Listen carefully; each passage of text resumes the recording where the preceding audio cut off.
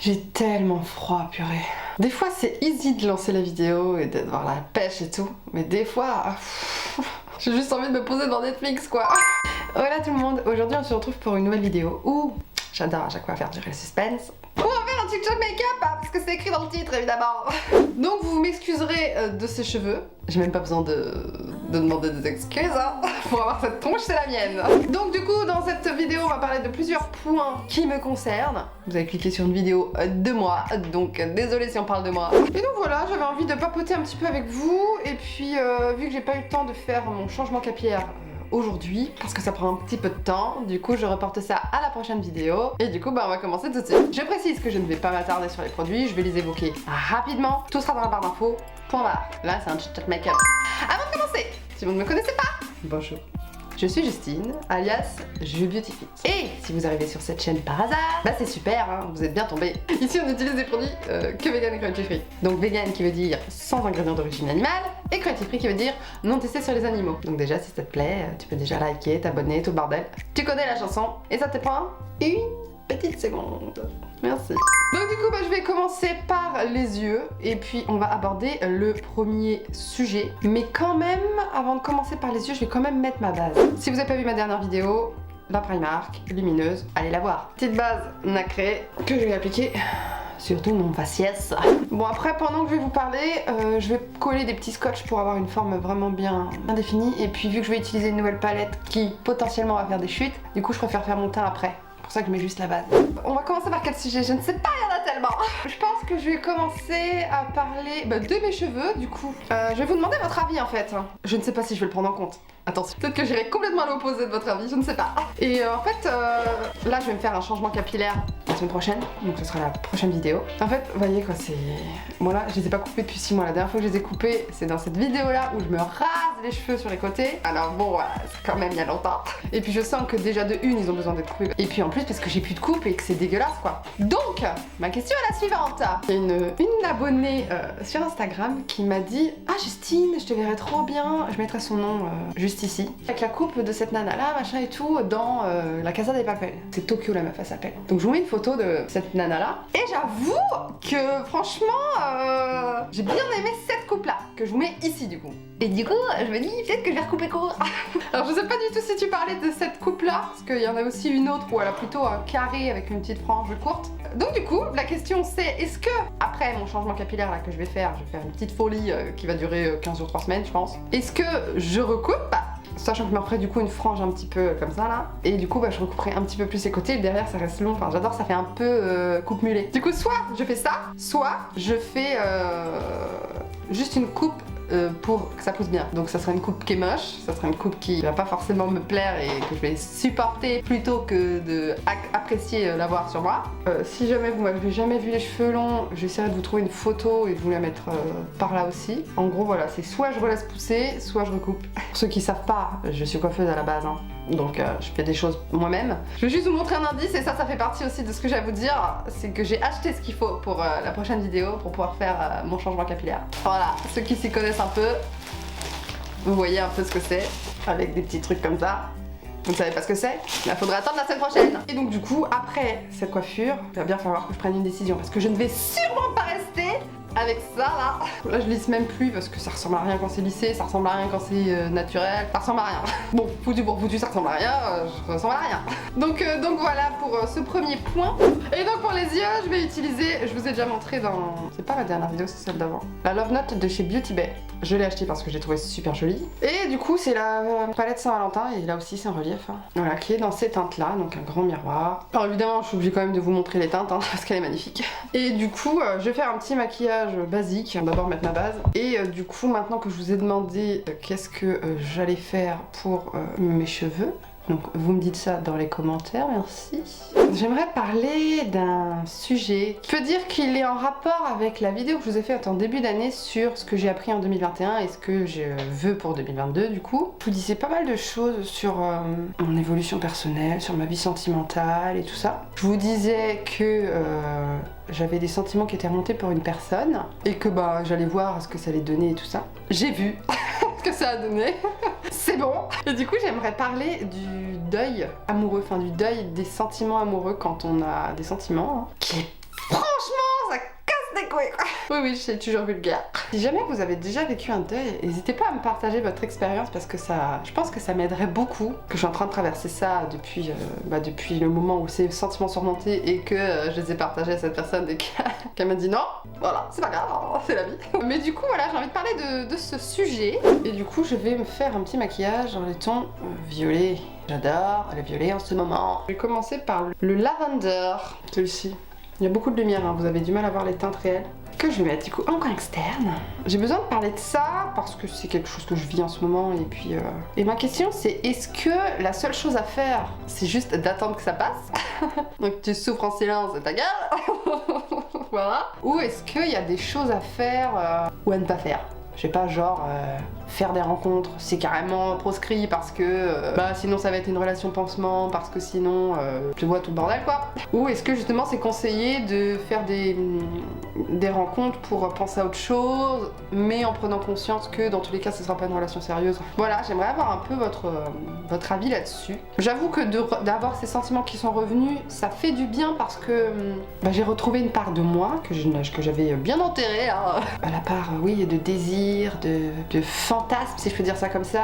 Là, je l'applique aussi en creux de paupière comme ça. Et du coup, pour en revenir à cette histoire sentimentale, je prends un autre pinceau en même temps. Et cette fois-ci, je vais prendre le violet foncé, qui s'appelle Glove. Et je vais mettre en ras de cils, pareil que l'autre forme. C'est pas français ce que je dis. En ras de cils, et je vais suivre sur le scotch. Et du coup, moi je vais vous partager mon expérience par rapport à ce deuil, comment je le vis et comment je m'en sors jusque-là. Après, je prends vraiment les conseils. Du coup, moi, je vis les choses hyper dures. Franchement, vraiment, les sentiments amoureux, c'est ce qui fait le plus mal, quoi. Et du coup, ce qui m'a aidé, déjà, c'est ma fille. Franchement, déjà ma fille, mon petit rayon de soleil. Quand j'étais pas bien, quand elle était chez son père, je la récupérais. Oh, je retrouvais mon soleil. trop mignonne quoi, elle fait trop du bien et tout. On va dire que j'ai essayé d'écouter, que j'avais besoin vraiment au fond de mon cœur. Genre, je me suis pas mis de pression. D'habitude, j'aime bien aller courir quand j'ai pas ma fille. J'aime bien bosser à mort sur mes vidéos pour être productive et tout. J'aime bien faire mon grand ménage. J'aime bien faire des trucs en fait qui me sont très utiles et qui vont me rendre fière de moi. Et voilà. J'ai vraiment écouté mes besoins et en fait, je suis restée. Genre, je me suis levée à 11h. Et genre, je me suis levée de mon lit, préparé mon petit déj, et j'étais m'asseoir sur mon canapé et j'ai mis Netflix jusqu'à 20h le soir. J'ai remangé et je me suis remis devant Netflix jusqu'à 22h et après j'étais me recoucher. En gros, je suis restée couchée tout le temps. Donc ça m'a changé les idées de regarder autre chose, mais en même temps je souffrais quand même beaucoup, je pleurais et tout, enfin bref. J'imagine que je suis obligée de passer par là quoi. Que je patiente et je trouve qu'avec le temps ça va mieux. Je dirais pas que c'est passé, hein, parce qu'on n'enlève pas des sentiments et des projections de ce que ces sentiments auraient pu donner comme ça. Donc ça se fait tranquille, hein. Là aujourd'hui ça va beaucoup mieux parce que honnêtement j'ai un autre truc à vous raconter. Et je pense que ça m'a beaucoup aidé aujourd'hui parce que finalement ça m'a fait comme une sorte de déclic, je vais vous expliquer. Que figurez-vous que ce matin, je vous raconte ma vie, story time, attention. Je vais chez ma psy, comme d'hab, j'ai rendez-vous une fois par mois. On papote de tout ça, du deuil amoureux, machin et tout. J'avais préparé, je m'étais mis en tenue de sport parce que figurez-vous que hier, pareil, je me suis écoutée, j'avais pas envie de faire de sport, donc j'en ai pas fait. Mais plus j'attends entre deux séances, plus je me tape des courbatures à chaque fois. Et là, j'avais mis ma tenue de sport. Je me suis dit, vas-y, si jamais t'as la motive après la psy, tire à courir tout de suite. Et en fait, j'ai eu grave la motive. Quand j'ai fait ça, du coup, je vais mettre une petite couleur sur ma paupière. J'hésite entre celle-là et celle-là. Je vais les swatcher.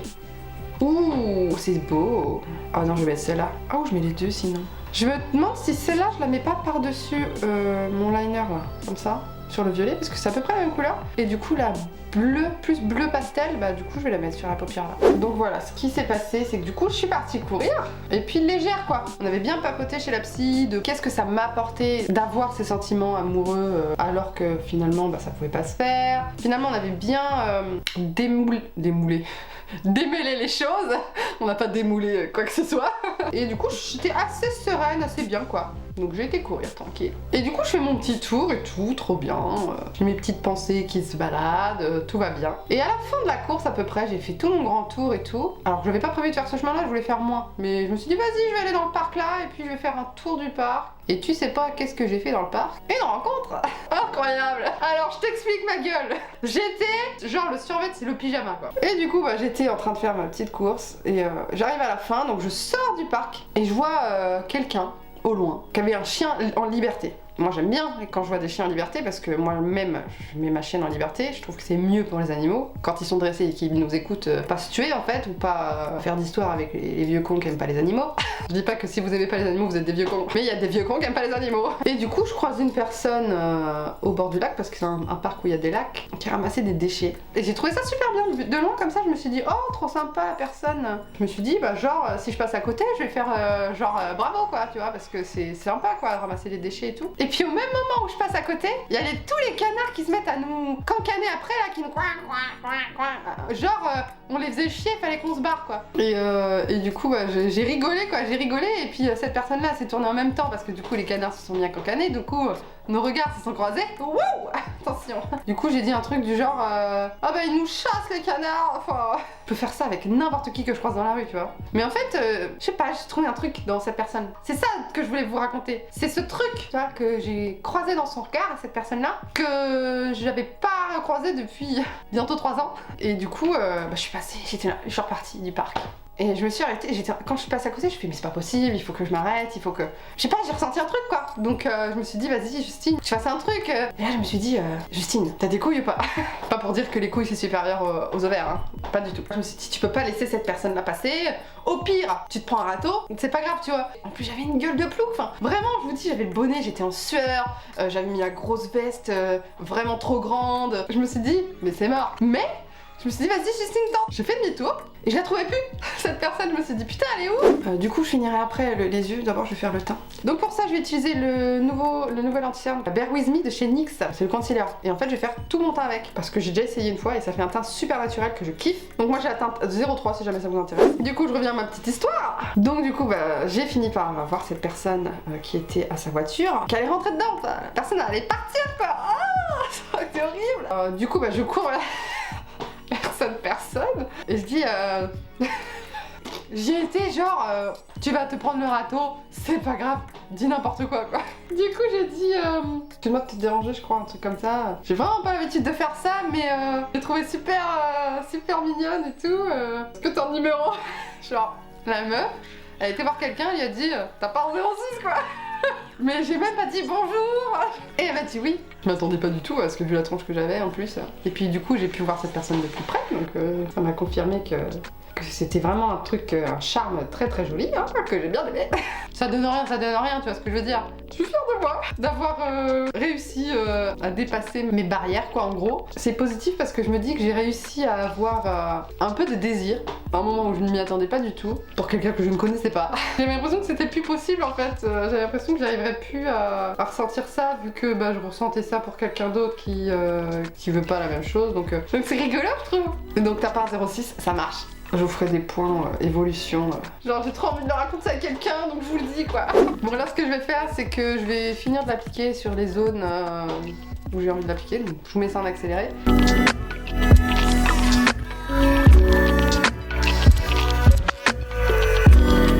Du coup maintenant je vais finir mes yeux, je vais partir dans les roses. Je vais commencer par la teinte la plus foncée, la rubis. Celle-ci c'est vraiment un bordeaux. Si tu peux arrêter d'être flou s'il te plaît, merci. Ensuite je vais prendre cette teinte là qui est un rose qui s'appelle Handkerchief. Et du coup bah, j'estompe cette teinte. Je remonte jusqu'au coin externe. Très jolie cette teinte. Je vais la mettre en blush. J'aime beaucoup. C'est un petit rose amour. Ensuite qu'est-ce qu'on met en coin interne? Je pense que pour rehausser un peu, je vais mettre celle-ci. Donc là, Bellini. Ouais ça rehausse. Ça donne un petit coup de peps. Ce que je vais faire, c'est que je vais mettre crayon mascara faire mes sourcils. Bon, est-ce que vous voyez que j'ai raté mon liner? J'ai essayé de cacher ça, mais je suis pas sûre que j'ai réussi. Bon, c'est pas grave. Le teint maintenant. Je n'ai toujours pas poudré. Et honnêtement, j'aime énormément le rendu de ce concealer pas poudré. Il tient très bien. Ce que je vais faire, c'est que je vais poudrer en mettant bronzer, blush, poudrer un tout petit peu quelques zones avant de poudrer du coup. Je vais d'abord mettre le petit highlighter de chez Eyewear Cosmetics en teinte gold. Donc du coup, vu qu'on était sur les relations, là maintenant j'aimerais parler des relations qu'on peut avoir qui peuvent être addictives Voilà, donc moi ce qu'il faut savoir c'est que je suis une personne, j'étais beaucoup dans la dépendance affective dans mes premières histoires d'amour, on y sera toujours un peu toute notre vie, mais ça va mieux. Et du coup j'aimerais vous parler aussi de ce que j'ai réussi à changer et j'en suis fière, et c'est ma psy qui m'a fait la réflexion ce matin. Elle m'a dit mais vous pouvez être fière de vous parce que finalement je suis plus tellement dans la dépendance affective dans les histoires d'amour. J'ai plus de relations toxiques avec le sport. Faut savoir c'est que j'ai diplôme d'éducatrice sportive et en fait je faisais énormément de sport. J'étais gaulée de ouf. Quand t'es éducateur sportif, bah t'en fais matin, midi, soir, voilà, tous les jours. Aujourd'hui je pourrais même pas. J'aimerais bien d'un côté pouvoir être forte comme j'étais avant, mais ça compensait aussi quelque chose en fait. Et d'ailleurs c'est ma psy qui me disait ce matin, justement est-ce que vous pouvez pas mettre ces sentiments amoureux, ce que ça vous procure, ça procure un sentiment de bien-être, l'endorphine et tout ça. Il me dit est-ce que vous pouvez pas le mettre dans autre chose. Et moi je lui ai expliqué que j'ai déjà eu une addiction au sport, que j'ai déjà eu une addiction à la nourriture, c'est-à-dire que j'ai eu des troubles alimentaires, la relation au sport, la relation à la nourriture, la relation au corps, enfin tout ça, j'ai vraiment tout testé quoi. Et j'ai tout plongé dans tout quoi, tu vois. J'utilise un petit bronzer de la marque UR Cosmetics. Justement, on se disait que c'était bien que je n'ai plus ces relations toxiques avec le sport, avec la nourriture, avec l'alcool aussi. Je dirais pas que je buvais vraiment pas beaucoup, mais quand je bois, même encore aujourd'hui, je bois vraiment très peu, très rarement plutôt, parce que très peu c'est pas le mot. Mais genre avant, quand j'étais en soirée ou quand je buvais, mais je pouvais boire une bouteille entière quoi. Même si c'est une fois tous les 6 mois, je suis capable de ça quoi. J'ai toujours réussi à me réguler là-dessus par contre, parce que dans ma famille il y a de l'alcoolisme et du coup c'est pas ce que je voulais reproduire. Il y a ça aussi qui rentre dans les relations aux autres et relations amoureuses et tout ça. Il y a le côté où des fois on a tendance à être dans l'excès quoi, à être dans l'excès et surtout à être dans le besoin. Ça comble quelque chose, tu vois. Donc je suis plutôt fière de moi pour cette évolution. Et justement je disais à ma psy ce matin, je disais mais justement non, je veux pas reprendre le sport parce que sinon je sais que je vais trop me... Si je veux reprendre le sport mais comme je fais en ce moment, tu vois, genre j'ai envie de courir, je vais courir. Je cours pas pendant 15 jours, pendant un mois, pendant 6 mois, c'est pas grave. J'ai envie de garder cette liberté de ne pas être dans le contrôle permanent et ne pas être dans cette oppression et dans cette addiction. J'ai pas d'autre mot en fait. Dans cette addiction d'avoir ces hormones de bonheur, ces shoots d'endorphine qui arrivent et si on les a pas, on se sent comme une sous-merde. Ceux qui le vivent savent. Et si jamais vous vivez la même chose et que vous réussissez à vous sortir de ce genre de vice en fait, de ce genre de vice. Alors après des fois l'addiction au sport ça peut être super, y a quand même un certain dosage tu vois. À partir du moment où tu culpabilises, à partir du moment où tu te sens mal et tu te sens nul parce que t'as pas fait de sport, je sais pas, pendant 1 semaine, 2 semaines, 3 semaines, 6 mois parce qu'il y a un problème de santé ou quoi que ce soit. Alors oui, il y a le côté où tous les efforts qu'on a fait, il va falloir les refaire, le physique qui va se dégrader, etc. Oui, et je trouve que j'ai quand même un physique, c'est mon corps quoi, tu vois. Même si j'ai plus les muscles que j'avais avant, même si j'ai plus les fesses que j'avais avant. Tu vois, oui, ça se dégrade dans le sens où la construction musculaire change, mais se sentir mal parce qu'on ne le fait pas, je trouve que c'est pas sain en fait. Je vais garder cette pinceau, je l'essuie bien, et puis je vais prendre le petit fard que je vous ai dit tout à l'heure, celui-ci. Handkerchief. Et je vais le mettre en blush. Il est trop beau. En blush, c'est une beauté. N'est-ce pas? Regardez-moi ça. Oh, oui. Il y a un truc que j'ai décidé de faire aussi. Parce que je me suis rendu compte que dans la projection que j'avais de ces sentiments amoureux que ça pouvait m'apporter et tout ça, il y avait le côté où je veux un autre enfant. Et forcément, toute seule, c'est un petit peu compliqué. Donc il y avait ça qui rentrait en jeu dans le côté où je voulais rencontrer quelqu'un, où je voulais un père pour mon deuxième enfant, forcément. Qui ne voudrait pas d'un père pour ses enfants, c'était pas forcément la rencontre de l'amour, c'était plus la rencontre d'un père pour avoir un autre enfant. En fait, c'est ce désir d'enfant qui prend le dessus. Du coup, j'ai décidé de me lancer dans un parcours de PMA solo. J'avais déjà pensé avant, attention. Mais ça y est, là j'ai décidé de me lancer parce que déjà c'est autorisé en France maintenant. Si jamais je rencontre quelqu'un, que je parle la magie de l'amour et tout le bordel, je tombe enceinte et que bref, super. Mais j'ai pas envie d'attendre 10 ans en fait. Donc là j'ai lancé le parcours de PMA et puis c'est parti pour cette aventure merveilleuse. Ah oui, puis il y a un truc aussi qui me travaille en ce moment. Ma fille va bientôt aller à l'école et en fait, là je m'adresse aux parents, je sais pas vous, mais moi ça me stresse qu'elle rentre dans une école publique. Et franchement, je n'arrive pas à me résigner à l'inscrire dans cette école quoi. Je me suis renseignée un peu sur les écoles et tout. Les écoles Montessori, les écoles Freinet, les écoles dans la nature et tout. Il y en a une dans la nature qui est pas très loin de chez moi. C'est 250 € par mois quand même. Ça pique quoi. Je trouve que l'école publique, il y a beaucoup trop de manque de moyens quoi. Je veux dire, il y a pas assez de profs, il y a pas assez de classes. Moi, ma mère a travaillé dans une école. Bah, elle a fait plusieurs écoles d'ailleurs. Et quand tu vois qu'il y a 3 niveaux par classe et qu'ils sont 30 par classe, franchement, moi, ça me donne pas envie de mettre ma fille dans une classe de 30, quoi. Déjà, à mon époque, je me souviens, c'était pas il y a si longtemps, hein. Je me souviens que nous, on considérait qu'une classe nombreuse, c'était 24-25 élèves, quoi. C'est pas possible, même ma mère, elle me dit, les profs, ils en peuvent plus, ils sont tous à bout, les enfants, ils sont tout le temps punis. Et moi, je me dis, mais je veux pas de ça pour ma fille, quoi. Franchement, c'est une torture. Je sais pas vous ce que vous en pensez, mais je sais pas, je fonctionne pas avec les points rouges, les points verts, les bons points, les trucs comme ça, c'est vraiment pas mon truc. Et du coup, il faut que je l'inscrive. Et d'ailleurs, dites si vous savez, c'est à partir de quand qu'on peut inscrire ses enfants, parce que je crois que c'est en début d'année.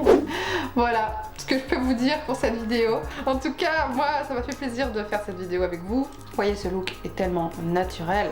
Oh. Mais en tout cas, j'ai kiffé la palette. Je vous fais des gros bisous, je vous dis à la prochaine dans une prochaine vidéo pour le changement capillaire.